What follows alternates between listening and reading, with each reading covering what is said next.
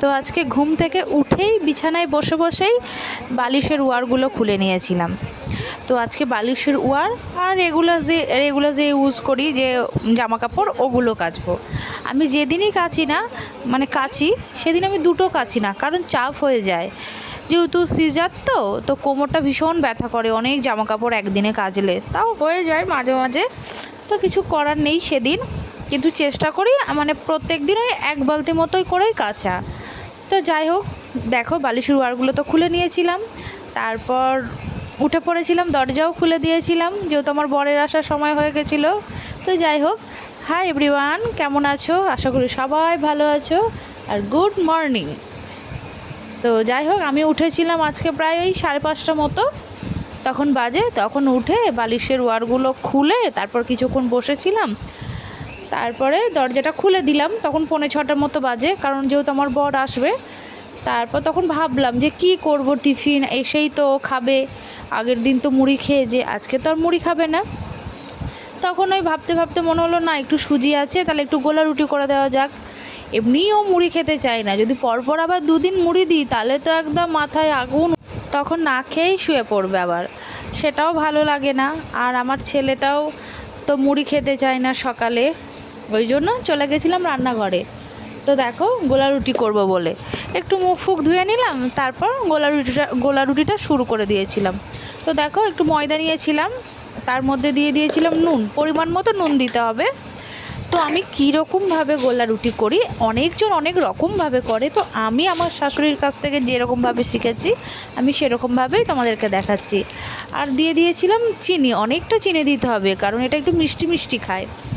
আর দিয়েছিলাম বাড়িতে সুজি ছিল, ওই সুজিটা দিয়ে দিলাম। তো দেখো, সুজি যতটা ছিল পুরোটাই দিয়ে দিয়েছিলাম, কারণ এর আগে আমি 2 দিন করেছিলাম তো অল্প একটুই ছিল, তো সেটা দিয়ে দিলাম। তারপর দিয়ে দিতে হবে জল। তাহলে কি দিলাম, নুন, চিনি আর সুজি। তারপর হাতে করে ভালো করে মেখে নিতে হবে। কিন্তু আমার বাটিটা হয়ে গেছিলো জানো তো, ছোটো, তো ওই জন্য না হাত দিয়ে মাখতে খুব অসুবিধা হচ্ছিল।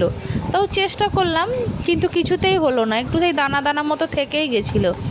কিন্তু এই দানা দানা মতো থাকলে কিন্তু হবে না। তারপর ওই যেটা দিয়ে ফ্যাটাই ওটা নিয়ে আবার ফ্যাটাতে শুরু করলাম। তারপর এটা দিয়ে ভালো করে অনেকটা সময় ধরে ধরে ফ্যাটাতে হবে, জানো তো। না ফ্যাটালে না, এই যদি দানা দানা হয়ে থাকে না, তুমি যখন চাটুতে দিয়ে ওটা বেলবে তখন না মানে ঠিক মানে ঘোরানো যাবে না।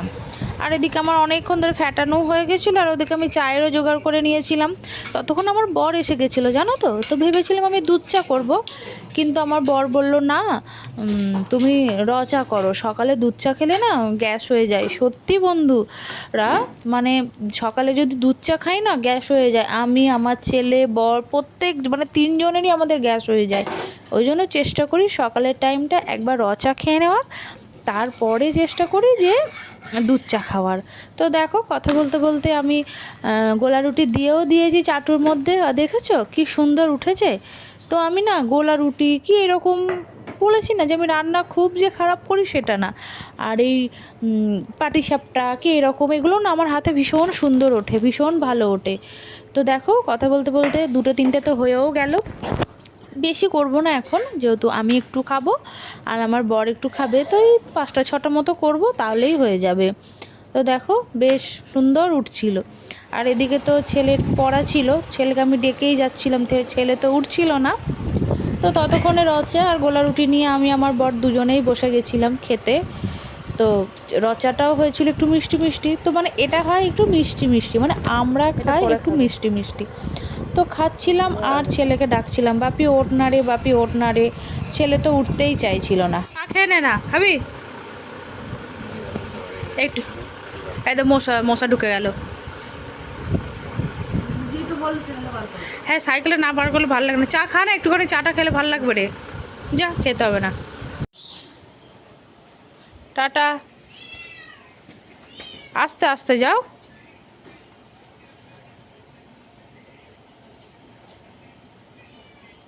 মিষ্টি মিষ্টিই হয়, খেয়ে নাও।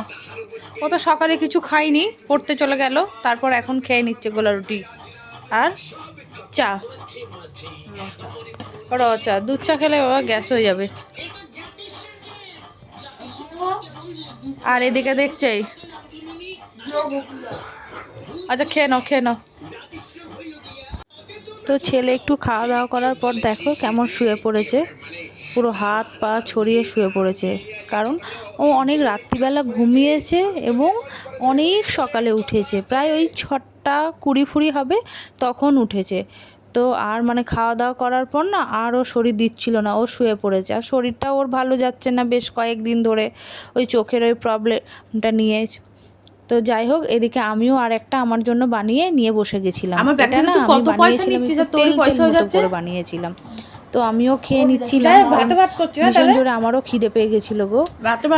তো কি করবো, অনেক সকালে খেয়েছিলাম না, তারপরে একটা বানিয়ে নিলাম যে নিজেও খেয়ে নিলাম। ভাতের উপর ভাত, ভাতের উপর ভাত, ভাত বলছে ভাতের উপর ভাত, ভাতের উপর ভাত। হ্যাঁ যা কিছু করো, আমি এখন এটা খাই। এখন 20 টাকা করে জমাচ্ছে, আরও কোনো সময় 400 টাকা পায়, আবার হুট করে 2 দিন আগে ছিল 400 টাকা, আজকে আবার 600 টাকা হয়ে গেছে। বাড়তে বাড়তে কোথায় যায় দেখা যাক, 1000 টাকা হয়ে যাবে 2 দিন বাদে আবার। বাপরে বাপ, পয়সা দাও আমাকে, তার এর থেকে সুদে 300 টাকাই দাও, 300 টাকাই দাও। ও এর থেকে সুদে টাকা নাও ভালো গো, এত কথা শুনতে হবে না। 300 টাকা দাও। তো যাই হোক, রান্না বান্না দিয়ে নেই, বলছে তো বিরিয়ানি আনবে, দেখা যাক কি আনে। বাবা 300 টাকায় সারা বছরও দেখে নেবে, ও যে প্রত্যেক দিন 50 টাকা 60 টাকা 70 টাকা খরচা করছে, সে 300 টাকায় সারা বছর দেখে নেবে। হাই ভগবান,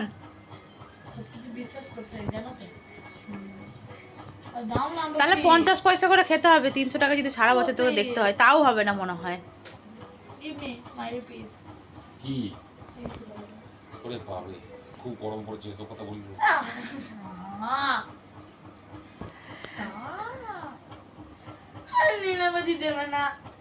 তো চলো দেখা যাক কি কি হয়, কি রান্না করে এখন বুঝতে পারছি না। তো টাটা, চল আগে স্নান করে আসি, খুব গরম। কাঁদ কাঁদ, কিরকম কাঁদছিলিস, কাঁদ কাঁদ। হ্যাঁ তো কিনতে হবে, কি হয়েছে, ছিঁড়ে গেছে? ছিঁড়ে যাচ্ছে সাইড দিয়ে, আর নিচেটা পুরো সমান হয়ে গেছে, লেজের দিকটা হাঁটুর দিকটা হ্যাঁ খেপে গেছে মাটির। এই বাজার কটা করতে গিয়ে দম আটকে গেল। কি আগুন বলো বাইরে, পুরো জ্বলে যাচ্ছে, অনেক কিছুই বাজার হয়ে গেল গো। কিন্তু পুঁই শাকগুলো একটু কেমন লাগছে, তো চলো দেখা যাক। গরমে ওরও দোষ নেই, হয়ে গেছে কুমড়ো, ঝিঙে, লাল শাক, পুঁই শাক, পটল, টমেটো, অনেক কিছুই বাজার হয়ে গেছে। এখন 2-3 দিনের বাজার হয়ে গেল, আর রান্নার চিন্তা থাকবে না 2-3 দিন। এদিকে দুজনে বসে গেছিলাম ছেলের জামা কাপড় বাছতে। মানে ছেলের অনেক জামা কাপড় ছিল, মানে ওই যে বড় ব্যাগটার মধ্যেই রাখা ছিল অনেক, ওর মধ্যে মানে বাড়তি জামা কাপড়ও ছিল যেগুলো ছোট হয়ে গেছে, রং চটে গেছে এরকম। আর ওর মধ্যে ছিল শীতেরও কিছু সোয়েটার মতো ছিল, তো সব ওই আলাদা আলাদা করে দিলাম। আর এই যে ড্রামটা, আর এটা দেখেছো কিনেছিলাম 2 দিন আগে জানো তো। তো শীতের জামা কাপড়গুলো ড্রামটার মধ্যে রাখলাম, আর যেগুলো পরবে সেগুলো ওই ব্যাগটার মধ্যে রাখলাম। আর এদিকে যে এইগুলো দেখতে পাচ্ছ, এগুলো ওর এক্সট্রা জামা কাপড়, ওগুলো সব মানে ফেলে দেবো কি না, যাই হোক কিছু একটা করে নেব। তারপরে চলে এসেছিলাম রান্নাঘরে একদম কাটাকুটি করে নিয়ে। তো আজকে আর বেশি কিছু তেমন রান্না করব না, যেহেতু অনেক দেরি হয়ে গেছিলো, সকাল সকাল উঠেছিলাম কিন্তু তাও যেন কীরকমভাবে দেরি হয়ে গেল। আর না আজকে বেশি কিছু খেতেও ইচ্ছে করছিল না। আমার বর বলছিল যে বিরিয়ানি নিয়ে আসি দুপুরবেলা, আমি বললাম না গো, বিরিয়ানি খাবো না এই গরমে। ওই জন্য বসিয়ে দিয়েছিলাম ভাত, আর ভাতের মধ্যে দিয়ে দিয়েছিলাম আলু, আর একটু পটল ভাজা করবো ভেবেছিলাম। আর এদিক দিয়ে দেখো ছেলে না, রান্না করি যখন ছেলেটা আমাকে মাঝে মাঝেই ঠান্ডা জল মিশিয়ে আমাকে দেয়, কারণ আমার জল না খেলে না আমার অনেক রকমের প্রবলেম হয়, ওই জন্য ছেলে মাঝে মাঝেই আমাকে ওদিকে জল মিশিয়ে দেয়। ছেলেও খায়, আমাকেও দেয় এবং ওর বাপিকেও দেয়। আর এদিক দিয়ে আমি বসিয়ে দিয়েছিলাম ডাল সেদ্ধ। আজকে করব টকের ডাল আম দিয়ে, আর পটল ভাজা, আলু সেদ্ধ মাখা, আর করব ডিম ভাজা। তো এটাই হবে রান্না। তার মধ্যে ওই যে আগের দিনে একটু মুদিখানার জিনিসপত্র এনেছিলাম, তো দেখতেই পেলে চিনির ডাব্বাটাও খালি, ওটার মধ্যে একটু ঢেলে নেব। এখনও বিকালে হবে, বিকালে আবার মনে হয় দুবার হবে নাকি? বিকালে কবার হবে? মানে সারাদিনে 4 বার চান হচ্ছে, সারাদিনে 4-5 বার চান হয়ে যাচ্ছে। বাপরে বাপ।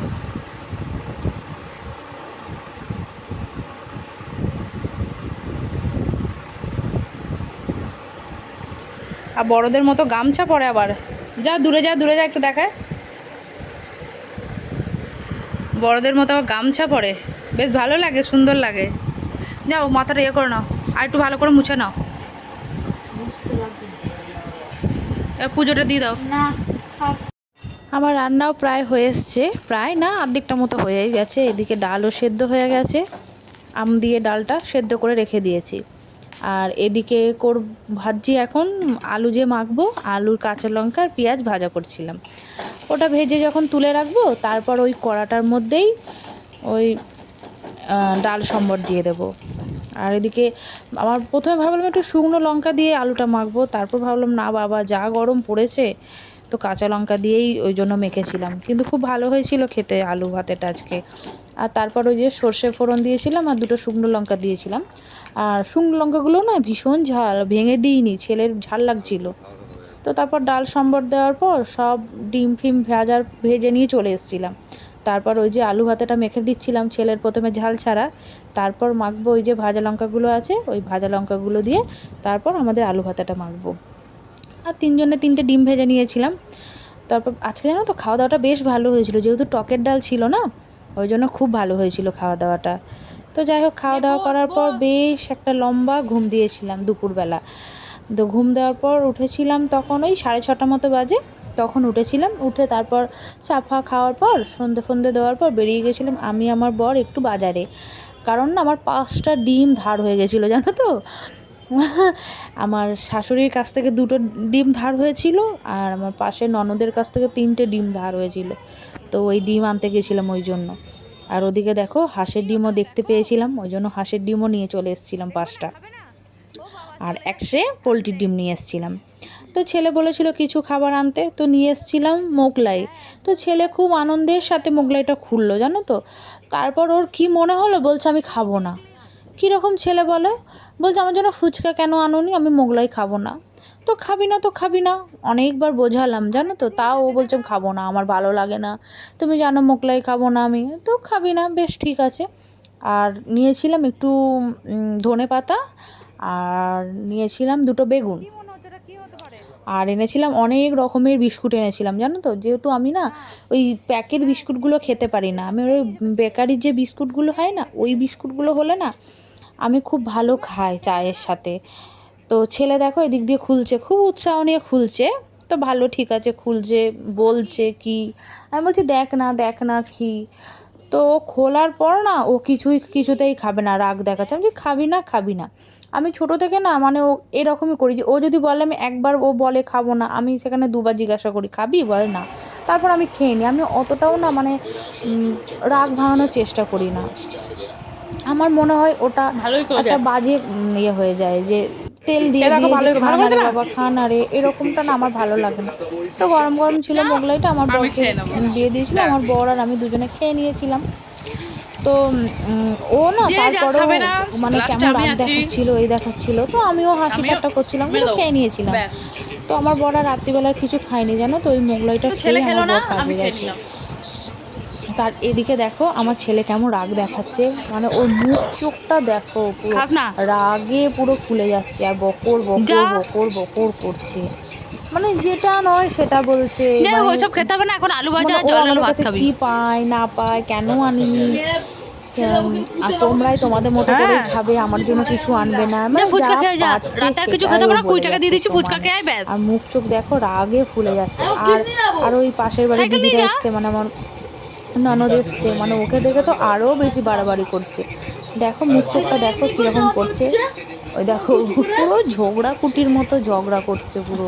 আর ওই যে হাতের মধ্যে ওই দড়িটা আমি কেড়ে নিচ্ছিলাম একটু আগে, সেই কেমন আবার মাম বোঝা যাচ্ছে, ওই দেখ তো যাই হোক, ঝুলে আছে দেখ এগুলো মামটা কেমন। মাঝে মাঝে ভালোও লাগে, আবার মাঝে মাঝে যখন আশা ওটা করে আবার কি কিছু জিনিস হচ্ছে? নিয়ে আসি বাচ্চার জন্য, সেই বাচ্চা যখন না খায় তখন ভীষণ মনটাও খারাপ মানে লাগে, একটা আবার খাবার রাগও খেতে লাগে। পাইনি বলে কত রকমের আবার কথা বের খুব যে করছে। শান্ত বাচ্চা হবে সজিদা? সেটাও আমরা আবার পছন্দ করি না।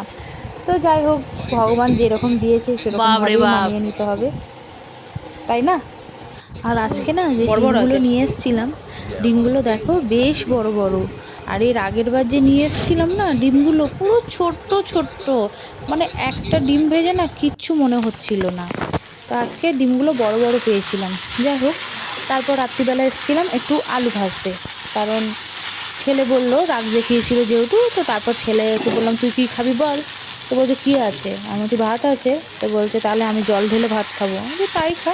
তো একটু আলু ভেজে দিয়েছিলাম, ছেলে আমি ভাত খাবো, যেহেতু আমার বর ওই বড় মানে মোগলাই খেয়ে কাজে চলে গেছিলো। তারপর ছেলে আমি ভাত খাওয়ার পর দেখো, মানে না তখন ভাত খাওয়া হয়নি, ছেলে বসেছিল আর আমি আলু ভাজতে ভাজতেই তখন বিছানা বা বাকি যা ঘরের কাজ ছিল করে নিচ্ছিলাম।